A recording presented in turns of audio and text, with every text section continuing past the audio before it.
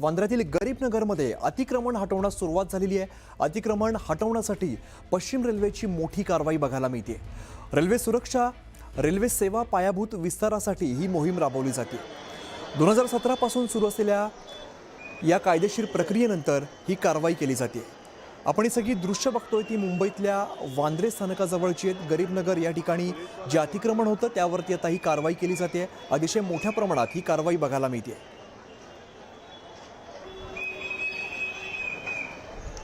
आमचे प्रतिनिधी वैदई कर्णिक सध्या आपल्यासोबत, आपण त्यांच्याकडे थेट जाऊया। वैदई, आपण बघतो खरं तर अनेक वर्षांपासूनचं हे अतिक्रमण होतं आणि आज आता ते काढलं जातंय। काय सध्याची तिकडची स्थिती आहे? सध्या बँड्रा पूर्व इथे गरीबनगर अतिक्रमण कारवाई होतीये। अतिक्रमण हटवायला सुरुवात केलेली आहे। काही वेळापूर्वी इथे तणावाचं वातावरण निर्माण झालं होतं, मात्र आता लोकही प्रतिसाद देताना दिसत आहेत। इथे लोकांनी गर्दी केलेली आहे। अतिक्रमण हटवू नये अशा इथे मगाशी सांगितलं जात होतं। तणावाचं वातावरण होतं। रेल्वे सुरक्षा, अतिरिक्त सेवा आणि भविष्यातील पायाभूत विस्तारासाठी ही मोहीम आवश्यक असल्याचा रेल्वेने दावा केला आहे।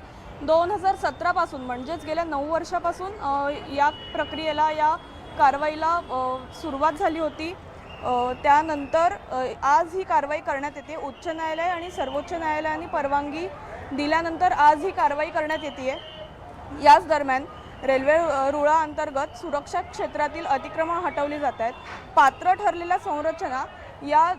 ठरलेल्या संरचनांना हात लावला जाणार नाही असं अतिक्रमण विभागाने सांगितलेलं आहे। कायदा सुव्यवस्था राखण्यासाठी प्रशासन, पोलीस आणि रेल्वे सुरक्षा यंत्रणांसह संयुक्त कारवाई केली जाते। तसंच या दरम्यान आपण बघू शकतो की रेल्वेच्या सुरक्षेचा प्रश्न असो, अतिरिक्त रेल्वे सेवांचा विस्तार असो किंवा भविष्यातील रेल्वेचे पायाभूत प्रकल्प असू देत, या सगळ्यासाठी गरीबनगर येथील रेल्वे रुळालगतचं हे अतिक्रमण हटवणं अत्यंत गरजेचं होतं असा दावा रेल्वे प्रशासनाने सुद्धा केला होता। यापूर्वी आपण बघितलं असेल तर गरीबनगर परिसरात जेव्हा कारवाया झाल्या, अगदी आगीच्या घटना देखील झाल्या, तेव्हाही तिथे मोठा तणावाचं वातावरण निर्माण झालं होतं आणि आताही तीच परिस्थिती आहे। अजून जास्त गदारोळ होऊ नये किंवा ही कारवाई प्रक्रिया नीट पार पडावी यासाठी पोलीस देखील सज्ज आहेत। इथे मुंबई पोलिसांनी देखील नीट सुरक्षा यंत्रणा लावलेली आहे। लोकांची गर्दी आपण बघतोच आहे। अतिक्रमण कारवाईला सुरुवात देखील झालेली आहे।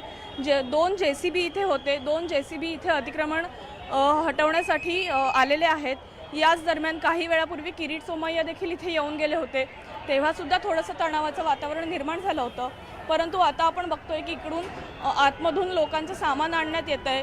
कारवाई प्रक्रियेला सुरुवात झालेली आहे। लोकांची गर्दी आहे आणि याच दरम्यान इथे गर्दी होऊ नये म्हणून वाहतूक आणि लोकांची जी काही येण्या जाण्याची जागा आहे त्याचे पर्यायी मार्ग देखील लोकांनी दुसरीकडे चालू केलेले आहेत।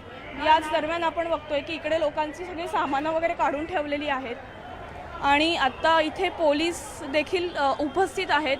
सगळी यंत्रणा नीट पार पडायला हवी म्हणून सुद्धा ही सगळी कारवाई करण्यात येते।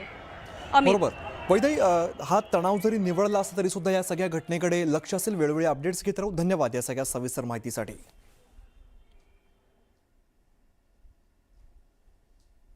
पुढची महत्त्वाची बातमी आपण बघणार आहोत। राष्ट्रवादीचे खासदार सुनील तटकरे यांनी काल मुख्यमंत्री फडणवीसांची भेट घेतली आणि विधान परिषद निवडणुकीच्या पार्श्वभूमीवर ही भेट घेतल्याची माहिती सूत्रांनी दिली आहे।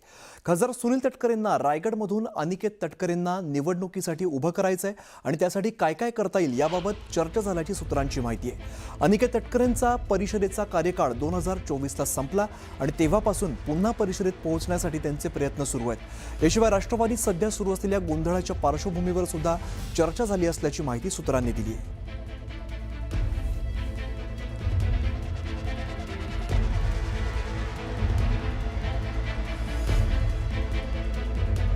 दरम्यान इकडे छगन भुजबळांनी मुख्यमंत्र्यांची भेट घेतल्याची सूत्रांकडून माहिती आहे। त्या तटकरे आणि मुंडेंनंतर आता भुजबळांनी सुद्धा भेट घेतलेली आहे। समीर भुजबळ सुद्धा भेटीसाठी उपस्थित होते अशी सूत्रांची माहिती आहे आणि राष्ट्रवादीचा तिढा हा मुख्यमंत्र्यांच्या दरबारी गेलाय का अशी चर्चा सध्या बघायला मिळते। आपण बघतो या गाठीभेटी मागच्या काही काळात वाढलेल्या दिसत आहेत। छगन भुजबळ यांनी सुद्धा मुख्यमंत्र्यांची भेट घेतल्याची सूत्रांची माहिती आहे। आपण बघितलं होतं तटकरेंनी भेट घेतली, मुंडेंनी भेट घेतली, आता नंतर भुजबळांनी सुद्धा भेट घेतल्याची माहिती आहे आणि या भेटीदरम्यान समीर भुजबळ सुद्धा या ठिकाणी उपस्थित होते अशी सूत्रांची माहिती आहे। त्यामुळे राष्ट्रवादीचा जो तिढा सुरू आहे तो मुख्यमंत्र्यांच्या दरबारी गेलाय का अशी चर्चा सध्या होते। आता बातमी थेट परळीमधून आहे। परळीतल्या पंचम ज्योतिर्लिंग श्री वैद्यनाथ तीर्थक्षेत्र विकास आराखड्याला शिखर समितीच्या बैठकीमध्ये सुधारित 301 कोटी 54 लाख रुपयांची मंजुरी देण्यात आलेली आहे आणि योजना नियोजन विभागामार्फत राबवण्यास मान्यता देण्यात आली आहे। यानंतर राज्याचे मुख्यमंत्री देवेंद्र फडणवीस यांची भेट घेऊन धनंजय मुंडेंनी त्यांचा सत्कार केलाय। समस्त परळीकर आणि शिवभक्तांच्या वतीने मुख्यमंत्र्यांचे त्यांनी आभार देखील व्यक्त केलेत।